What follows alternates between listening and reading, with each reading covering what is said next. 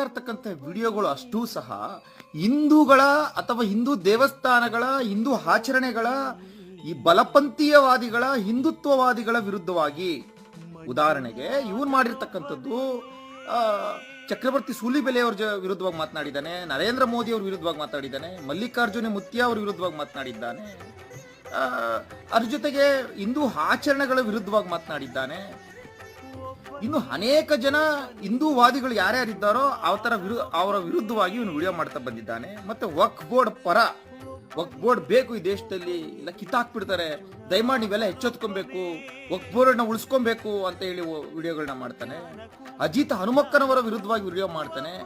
ಅಂದ್ರೆ ನಿಮ್ಗೆ ಇವಾಗ ಅರ್ಥ ಆಯ್ತು ಅನಿಸ್ತದೆ, ಈತ ಕರ್ನಾಟಕದಲ್ಲಿ ಒಬ್ಬ ಒಂದು ಬಲಪಂಥೀಯವಾದವನ್ನ ದ್ವೇಷಿಸ್ತಕ್ಕಂಥ ಹಪ್ಪಟ ಮುಸಲ್ಮಾನ್ ಹುಡುಗ. ನಿಮ್ಗೆ ಈಗ ಅರ್ಥ ಆಯ್ತು ಅನ್ಸುತ್ತೆ. ಸೊ ಇವ್ರು ಮಾಡಿರ್ತಕ್ಕಂಥ